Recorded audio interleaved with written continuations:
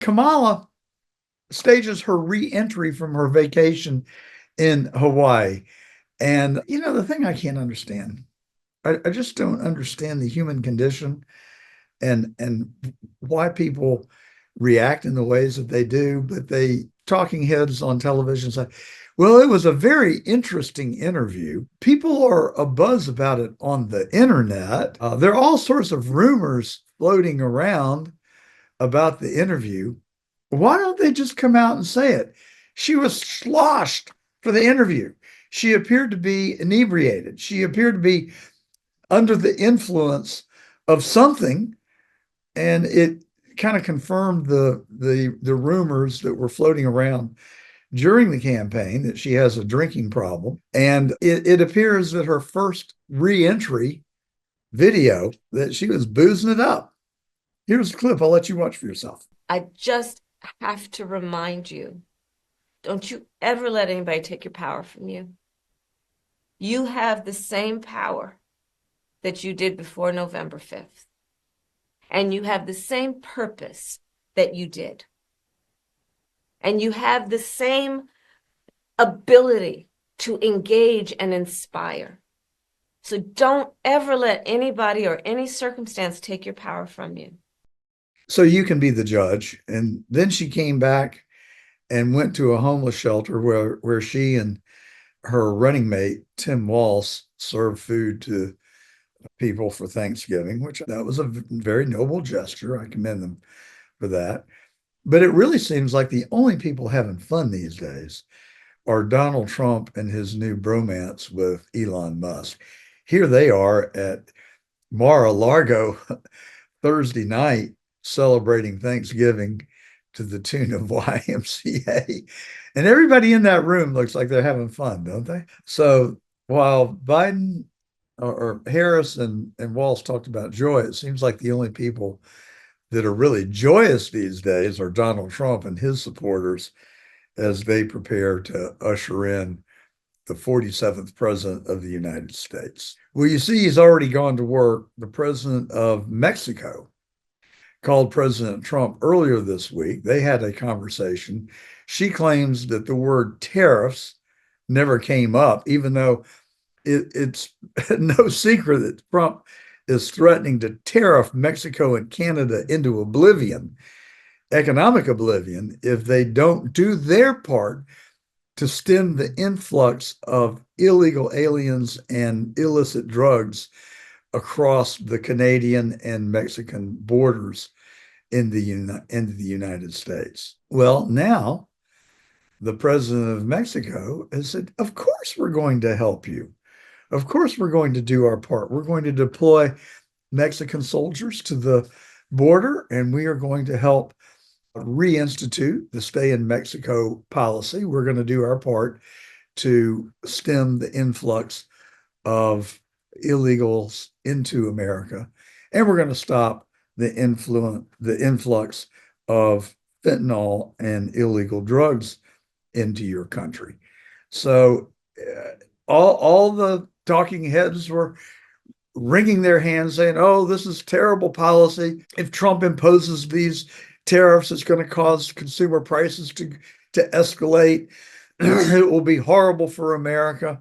No, what's going to be horrible for America would be to allow the illegal influx of illegal immigration into America and destroy U.S. cities where thugs, murderers, convicted felons have entered the United States and then continued their lawlessness here in the United States, like the guy that just got convicted of murder for Laken Riley. And she's not the only one. There have been a number of atrocities that have been committed by illegals that have entered the United States.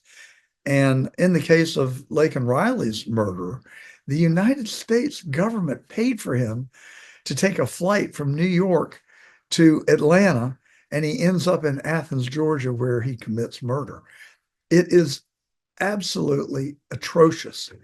It is the most despicable conduct of any administration I've ever seen to enable these things to have occurred. And they did it because they thought that these illegals, they call them undocumented, would be able to go and vote. But thanks to Laura Trump and Michael Watley and people who worked on elections integrity for the 2024 elections, they stopped them dead in the tracks. They had lawsuits ready to go saying that you cannot allow illegals to vote in the presidential election. And I think it had a tremendous impact. So the Harris campaign ended in the same way that it began, based on lies. The Biden Harris administration was a lie. 80 million votes didn't happen, and the election was stolen. And so when Harris loses her election, her campaign says, oh, we just got the narrative wrong. We got the wrong talking points. We had the right talking points, but we didn't deliver them in the right fashion. No, wrong. The American people overwhelmingly rejected your dogma. It doesn't matter how much perfume or lipstick you put on the pig, what you were selling was not going to fly. Americans don't want an open border. Americans don't want high prices. Americans don't want inflation. Americans don't want $2 trillion in federal deficit spending. And that's what the Biden Harris administration gave us. And when Harris was asked on The View if she would have changed anything over the last 4 years, she said no, she couldn't really think of any. So that's what's in her heart. That's what's in her soul. And so she then went and said she was for closing the border. She was for getting inflation under control. Just more lies. And then out of the other side of her mouth, she said, but her values haven't changed. So the American people are just not that stupid. But it seems like Kamala Harris is that stupid, and that she would spend campaign money recklessly on celebrity endorsements that probably did more harm than good, and waste donor donations to her campaign. And now they're like, no more. She's back running ads as we speak, trying to solicit money. And for what?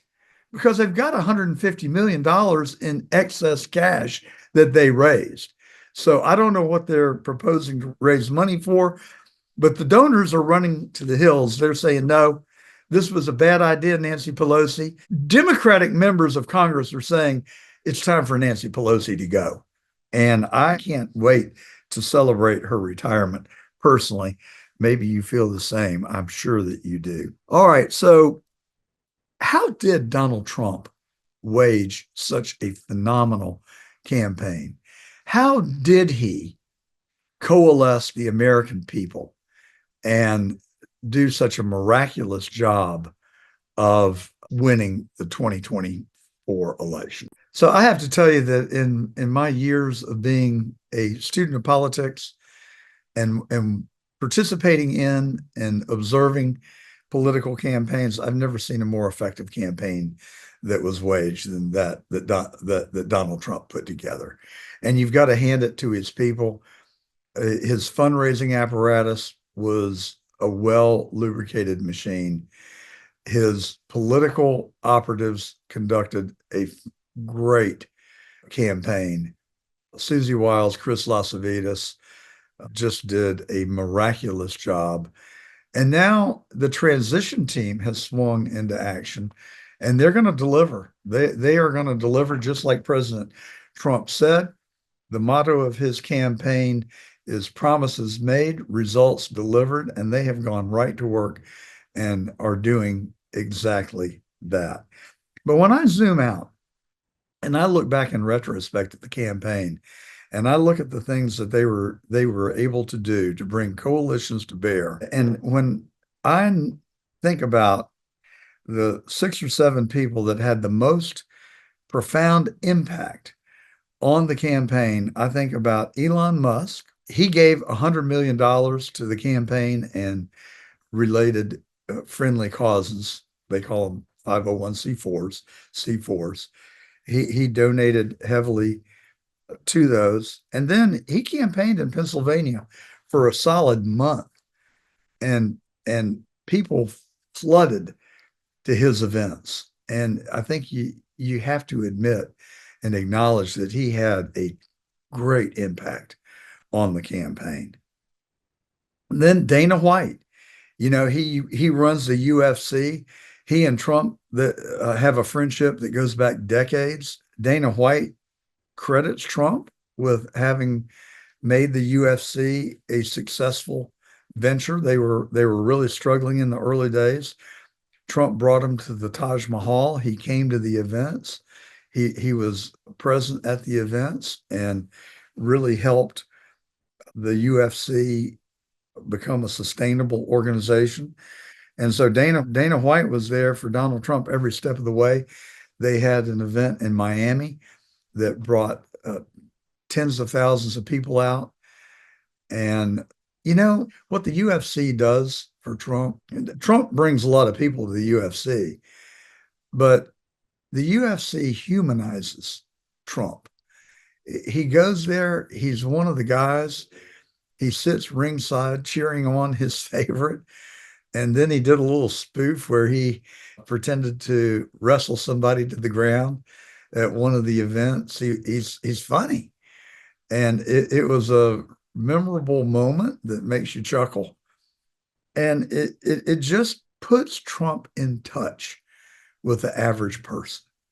And that's what these endorsements that Trump got really did for him. Trump went on Joe Rogan. I think there was a combined 10 million person audience.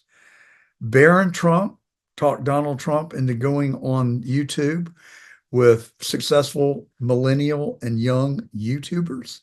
And again, it humanized Trump. He sat there and he was relatable to them. And he was respectful to them. And he joked with them.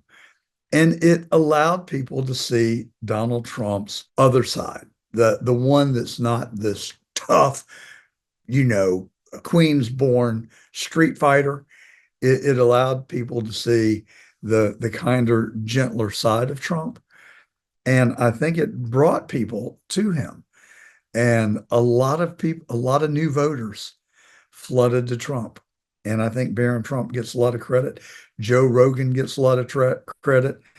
And those other YouTubers like I think it's the Edmond brothers that flew on Trump Force One with Trump to a rally, the Coachella rally in California that was packed with celebrities.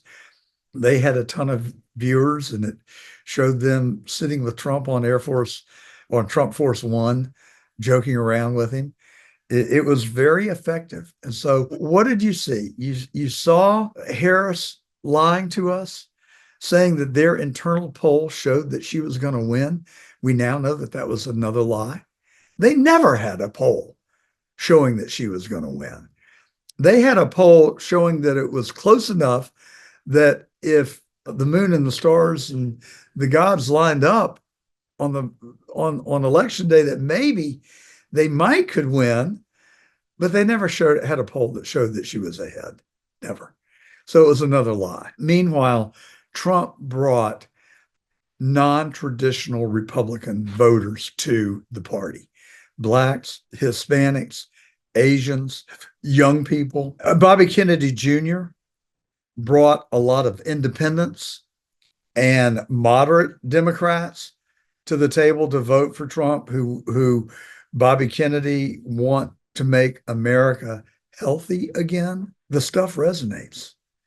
And now Elon Musk is evidently Donald Trump's new best friend. They were at Mar-a-Lago Thursday night celebrating Thanksgiving together.